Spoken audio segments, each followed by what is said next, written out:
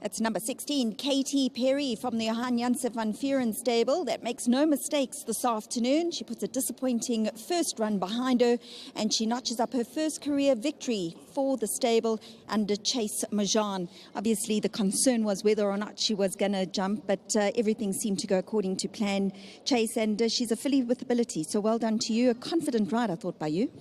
Julie, it's easy to ride a confident race when you've got horse underneath you, so let's pay accolades to the horse and to Johan and to his whole team. They put a lot of hard work, including Milan. You can't blame anyone for his last run. The filly obviously was upset first time out, reared in the gates. That's no jockey can predict that.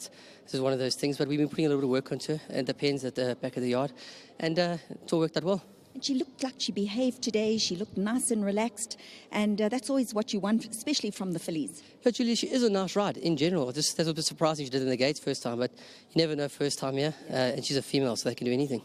Well done to you. Congratulations, Chase, and nice way to start the year as well. Yeah, fantastic, and just Happy New Year to everybody, and I wish everyone the best, and big thanks to Mr. Verney, he's on holiday, so I hope he's making his holiday a bit better, and thanks for the support, and thanks to Johan and his team. From your side, anything else we can look out for you today?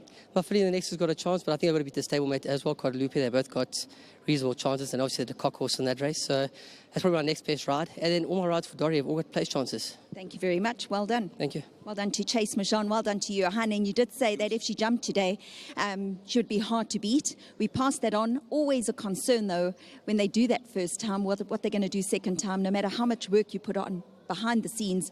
Comes to race day, and that's the test.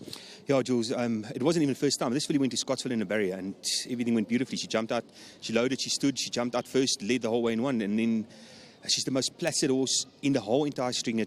To me, the biggest shock of the last 10 years was what she did in a start last time at TURFFONTEIN. The last thing I expected from any horse was Katy Perry doing that on a race day. I even got upstairs after I saddled her. She was so calm. I said to the guys, if all horses can just have this filly's temperament, it would be a pleasure to train horses. And the next minute she didn't jump. So I don't know what it was all about. And then all of a sudden she started doing it at practice. I used to get myself in the muck sweat every morning. Eventually I just gave the reins over to Chase and Milan, and I said, you guys carry on. I don't even want to know anymore. Just let me know when she's ready to nominate. And Milan said to me, well, nominate for I'm free on the 4th of January because he's busy in Cape Town most of the time if you can find anything on the 4th of January. So she was going to run today, whether it be a 1200 or a 2000, she was going to run today. So thank you very much to Chase for the work. And obviously Milan has put a hell of a lot of work into this filly. Yeah, well, she's packed with ability, this filly, and I think she's going to go on from here. Yeah, Jules, what she's shown us in the past, listen, it's only a maiden, and we don't ever get ahead of ourselves, but she's exceptionally talented with some of the horses she's worked with, and not only sandwork, grass work at home. Yeah, listen, I think she's got a bright future. Just hope we go forwards from here. You got two runners coming up in the next, Guadalupe and Dancing in the Wind. Both have got chances. Yeah, Jules, I don't think it's an overly strong field.